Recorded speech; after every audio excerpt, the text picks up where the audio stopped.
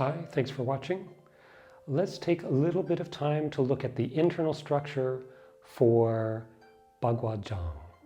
When I'm talking about the internal structure, I often refer to what I call the frame. This is the way the body is held that helps define how the body moves. So it's the internal mechanics and then therefore the transfer of power, the power generation, etc., of the martial style. When you have a better understanding and have shaped the body according to the frame of the style, then that allows you to do all of the movements and techniques and postures in a way that's true to the style, and therefore all the applications will be smoother, more effective, the training will be better, the outcomes will be more in line with what the training should provide.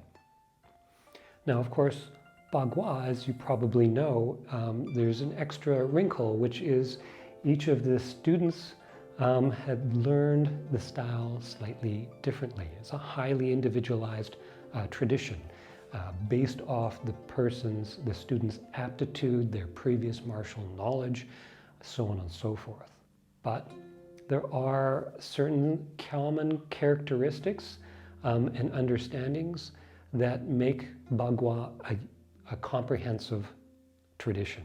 And they're summarized in the 36 and 48 poems, or 36 and 48 odes, or chants of Bagua Zhang. So these are 36 and 48 little sayings that are memorized that distill the essence of Bagua Zhang. Now, those sayings, those poems, cover much more than just the internal structure. That covers internal structure. It defines the characteristics that make Bagua unique. It talks about different fighting strategies, so on and so forth. What we're going to talk about is based off those same information, but is only looking at the frame or the internal structure of Bagua Zhang. And I'm hopefully going to mainly summarize things that are common to all of the styles. Now, from one style to another, there'll be different variations. There'll be some different ways of emphasizing things, but the general structure of the things that I'll cover should still be relevant to you. And at the end of the video, we'll also look at a short training drill that you can use to help refine this understanding of the internal structure. So let's look at the internal structure. We'll start with something that should be familiar for a lot of people practicing Bagua. It may not be the main training posture, but it's certainly a very common training posture. The millstone, pushing the millstone, also refer to it as the dragon posture. And let's look at that, take it apart a little bit, or look at it segment by segment, and so we can understand how the body mechanics are arranged. We want to start with ankles and feet, hips and legs. We'll start there. With the feet, one of the characteristic stances is the ba, the figure number 8 stance, because in Chinese, when you draw the number 8, it's 2 lines angled like this, which is also the position that your feet are in this position. Here's the important thing though. When you're thinking of this posture, don't think of turning in the feet. Instead, think of turning in at the hips, so rotating in the legs. Your feet end up in the same position, but the amount of stress and strain you put on your knees is different. If you're standing in this position with the legs rotated in at the hips, weight over the heels, although it's an unusual posture, it should feel comfortable, not straining the knees at all. So that's an important first consideration, so that we're closing in at the hips. For the feet, here, we're pressing the toes against the ground. We're gripping the ground with the foot. Sometimes it's talked about like a suction cup on the bottom of the foot here, and that is creating a suction that anchors the foot to the ground. The other way of thinking of it that sometimes is easier for people is to think of pressing the pads of the feet to the ground. It accentuates that arch a little bit, And yes, there is the acupuncture point, Dongchuan, the first point on the foot Xiaoyin channel of the kidney, but the magic is not in the point. The magic is not the name of the point. The magic is not the fact that it's attached to this particular channel. The magic is in pressing the toes against the ground to stabilize the ankle, to activate the whole of the leg, which includes that point in that channel, because that will provide the stability that you need for doing the positioning that's required for Bagua as a martial art.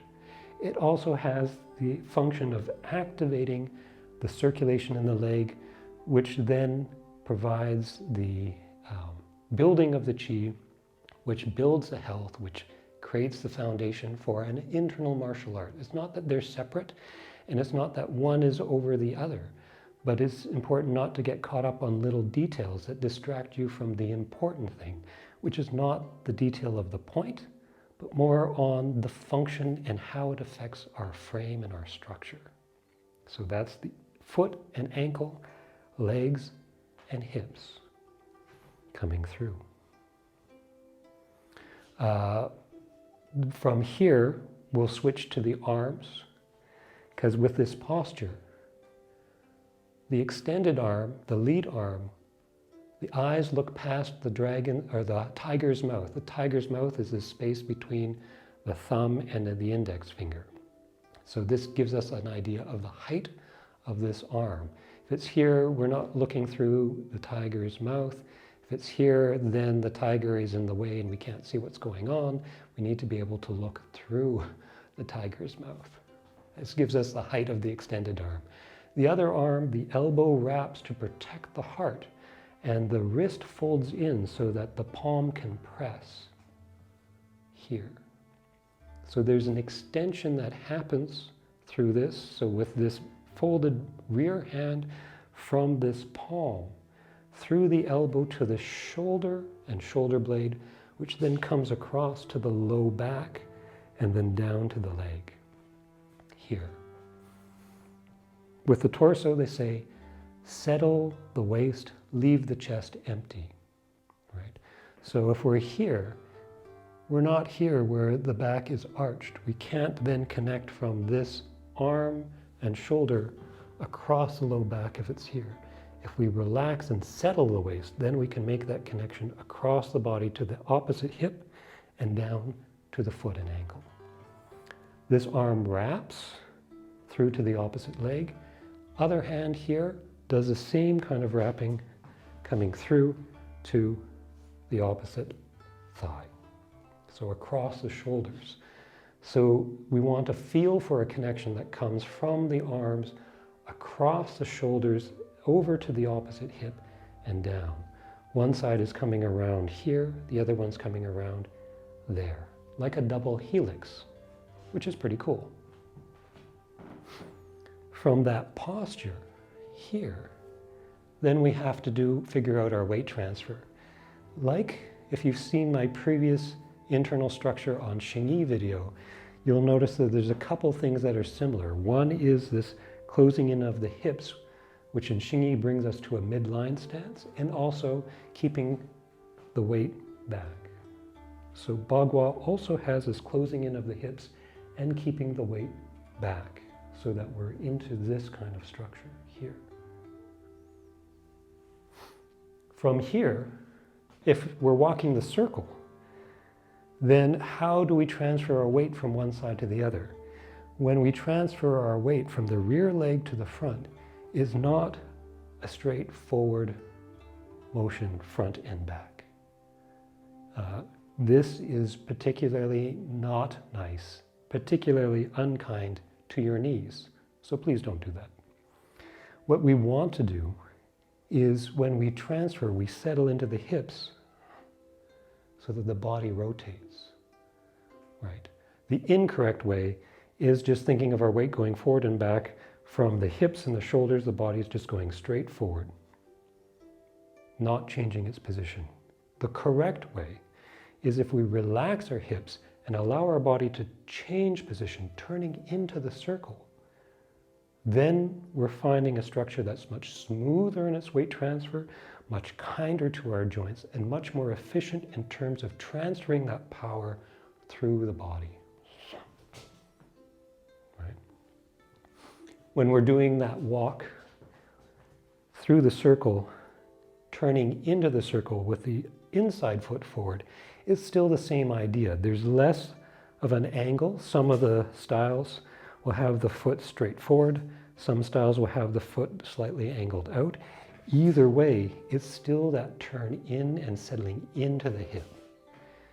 Whichever leg is forward, on the outside of the circle or on the inside of the circle, relax the hip, shift the weight. So that we keep the hips relaxed and we keep the ankles stable. There is a turn and a rotation through the torso that's important. So coming back to this idea, like Xingyi, of the hands being on the midline. In Bagua, the hands are also on the midline in relation to the chest. It's just that the positioning of the upper body is turned and rotated in relation to the position of the lower half of the body.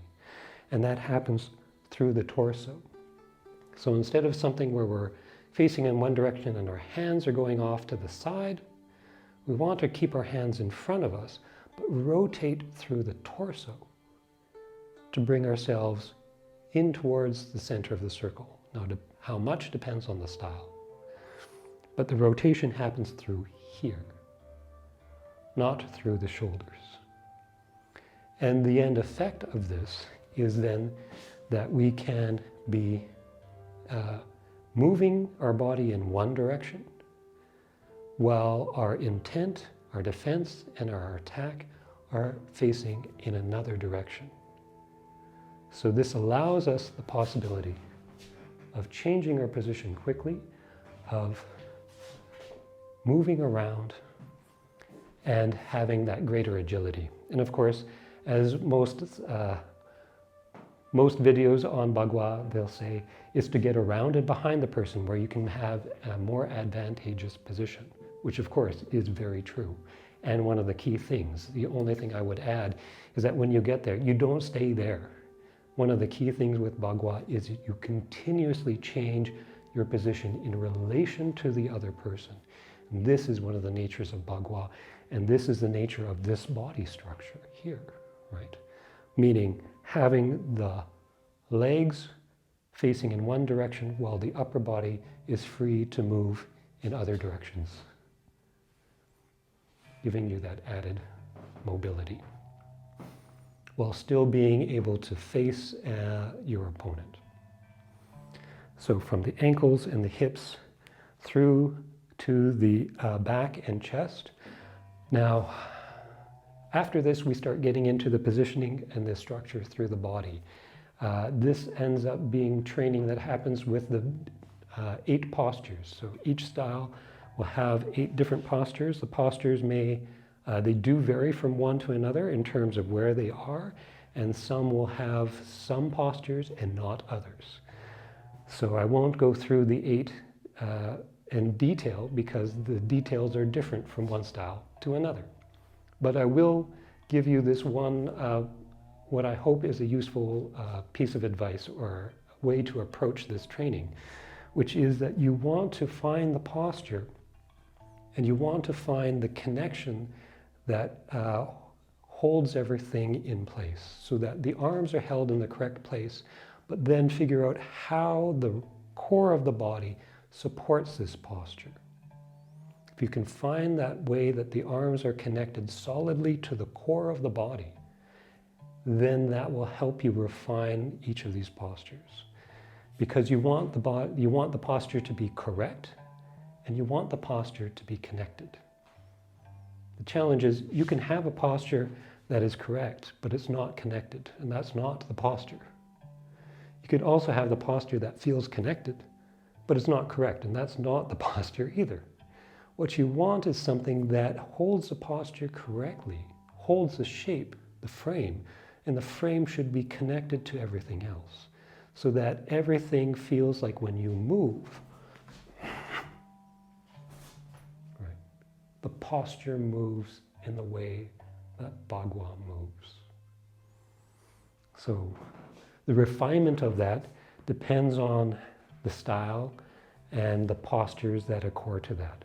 But what this comes back to is spending a lot of time not just on practicing the changes, but practicing the walking, the circle walking, and doing the circle walking, paying attention to the feeling and alignment in each of the postures according to the tradition that you're training in. So let's look at a training drill that is there's lots of different training drills. This one is just as an example to give you a sense of how to get a feel for building the structure and why the structure, how this structure translates when we're moving through a small sequence. So we'll come from here, right? Arms outstretched. I know it as the eagle structure or eagle posture. From here, with this drill, it's just a small step forward, step through, close the step, cross the arms, shift the weight onto the foot, step out, brace out. Again, weight is on the back leg. From here, draw the hands up so the elbows are close to each other. Bend the elbow, or bend at the wrist so that it's like you're catching something with the back of the hand and pulling it down. So here, open the hands, set the elbows. From here, press the arms out and step through. So same thing again. Small step forward, close that leg so you're closing at the hip, cross the wrists, lower the arms, step out, brace out with the elbows. Roll the hands in, open the palms, set the elbows down, set into the front hip, step through, press the arms out. So step, step, close the arms. Step out, changing direction, brace out. Draw the hands up, set the elbows down, step through, press out. There's the drill. With this drill, there's a few details. One most important detail is with the stepping, how the stepping works in Bagua. And this is with the knees. So we talked about ankles and hips. Now we talk about the knees. They talk about the knees in the 36 and 46 poems as being hold the knees together when we're walking. When we're turning, we brace the knees out. And then also in the poems, the 8th poem, they talk about the step being a crisscrossing of the legs from below the knees. So the leg has less to do with this kind of motion like what we do when we're walking or we're running, where the motion happens with the whole of the leg. This is something where we're bracing at the knees or holding the knees close to each other and then extending from the knee through the shin to the foot. So the motion is one where most of the step happens through the lower leg. Right. Martial applications, there's various ones depending on your style and your point of view. The main thing is this idea that as we're walking and we have this closing in of the hips, it keeps the knees close to each other. And then when we step out, so when we're coming through here, this is where the knees are held towards each other. When we step out, we find this vertical alignment, not on the center line, but off to one side over one hip and shoulder. And then we open like a door to the other side, bracing out at the knee. There. All right, come through. Step. Here, close in at the legs. Shift the weight. Brace out at the knees. set down, come in, step with the motion happening from the knees down. Of course, once we get into different styles, depending on whether it's a style that has a short step or mud step walking, where it's a longer step, we'll see some variation in this, but still the general principle remains the same. Most of the walking happens from below the knees, and attention is paid to how we position the legs, bracing in and bracing out from the thighs to the knees. Coming back to our drill. Here, step, close in, cross, brace out, step out. There's that bracing out. Wrap, pull down, step through, push out. The dynamic that's happening through the arms is one where there's a wrapping, a coiling, a rotational motion that's happening through the arm. First one is coming in, elbow rotates in, down, and out. So it's not just here, it's a rotation through the shoulder and upper arm. This way, coming through to here. Then from here, it's a rotation in the opposite direction, here, opening out and across. One is opening out on the back of the shoulder, the other one is an opening across the front of the shoulder. So finding this coiling motion that happens through the shoulder, supported by the core of the body, is part of this drill. So, coming again from here.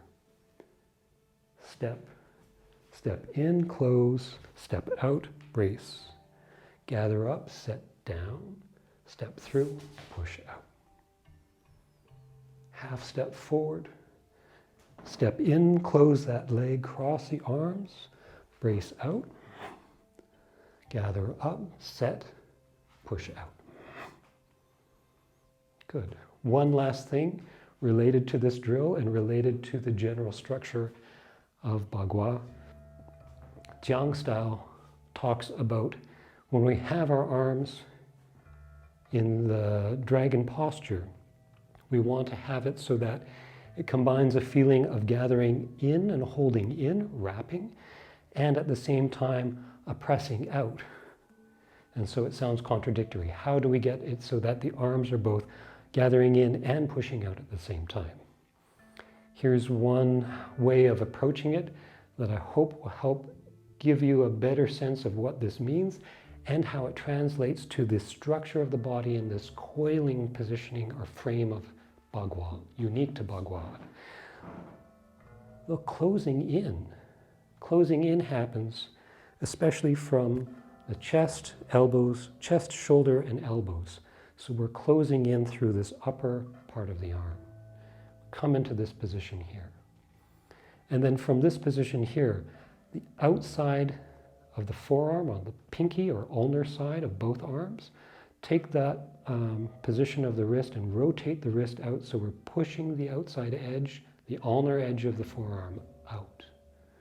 Now you have something where the arm is both wrapping in, closing at the chest, through to the elbow, and pressing out through the forearms to the outside edge of the wrist. Right? This is achieved by both coiling in and wrapping out, which incidentally is part of what's also going on through the legs, where they're closing in and wrapping out. Right? So this kind of structure, this kind of holding the body, feeling for that rotate in, rotate out, connect through to the rest of the body, informs all of the Bagua postures, how the postures move, and therefore how you perform the changes, and then how you make the techniques that are held within the changes useful and effective. So I hope this information is helpful. Keep training, keep practicing. Take care.